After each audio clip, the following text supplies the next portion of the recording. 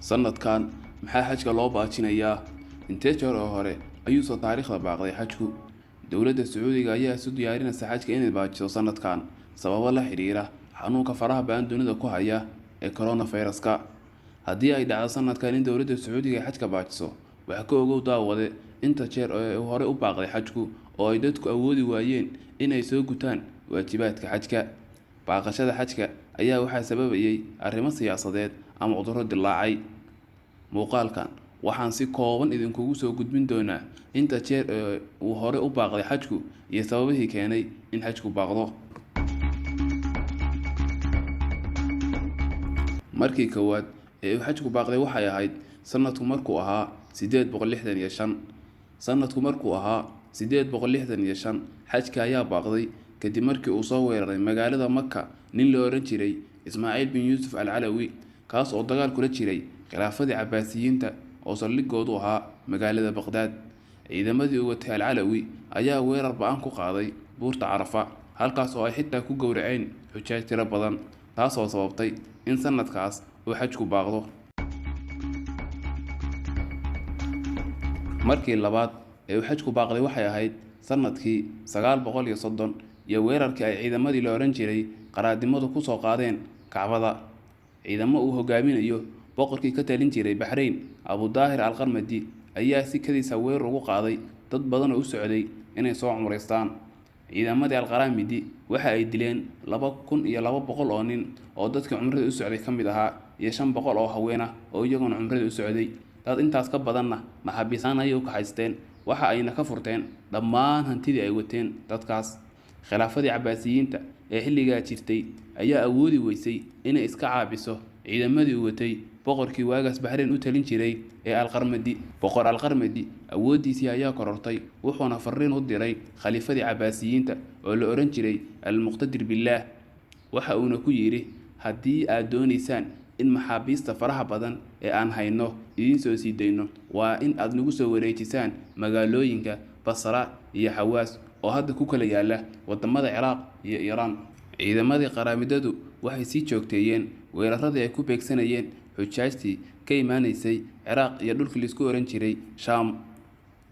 Ciidamadii boqorkii al-Qarmadi mar kale ayay si toos ah Kacbada u weerareen. Dadkii Kacbada ku sugnaana meel ay u baxsadaan inta ay waayeen ayay daahyadii Kacbada qabsadeen. Sidaas kuma aysan dayn ciidamadii weerarka soo qaaday ee waxay halkaas ku dileen dad gaaraya 30,000 oo qof. Sanadkaasna sidaas ayuu xajku ku baaqday.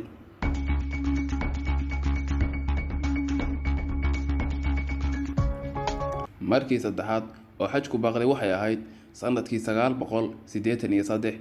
Sanadkii 983 waxyaabihii xajka baajiyay maysan ahayn markaan dagaallo iyo dhibaatooyin kale ee waxay ahaayeen khilaaf siyaasadeed soo kala dhex galay khilaafadii Cabbaasiyiinta ee ka talin jirtay barigaas Suuriya iyo Ciraaq iyo dowladdii Faadimiyiinta ee iyaduna ka talin jirtay Masar.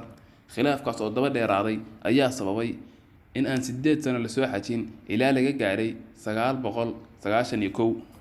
Daawade, haddii aad hore ugu taxanayd kanaalka Salgaar, fadlan like saar. Haddii aad hadda ku cusub tahayna fadlan subscribe iyo like saar.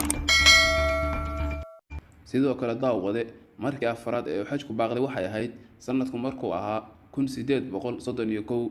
kaliya dagaalada iyo khilaaf siyaasadeedyadu xajka ma baatin jirin. Sidoo kale waxyaabihii xajka baatin jiray waxaa ka mid ahaa xanuunada. Sanadku markuu ahaa 1831 waxaa dillaacay xanuunka daacuunka loo yaqaan, kaas oo dilay 4 meelood 3 ka mid ah dadkii xajka soo aaday.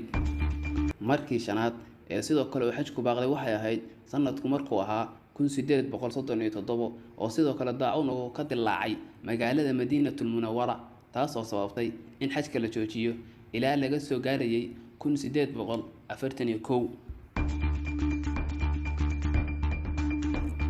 daawade sidoo kale xajku waxa uu baaqday mar lixaad oo kale. taariikhdan waxa ahayd markaas lixaad ee uu xajku baaqday 1846 oo xanuunka koleeraha uu ka dillaacay magaalada Makka. xanuunkaas oo sababay dhimashada 15,000 oo qof, waxaana xajka la hakiyay ilaa sanadkii 1850 laga soo gaarayay. daawade markii toddobaad oo sidoo kale xajku uu baaqdo waxay ahayd sanadku markuu ahaa 1941. markaan waxaa xajka baajiyey roobab aad u badan oo fatahaado waaweyn wata ayaa ka da'ay magaalada Maka, taas oo sababtay inuu qarqomo masjidka xaramka. Biyuhuna waxay ku dhowaadeen inay galaan albaabka Kacbada.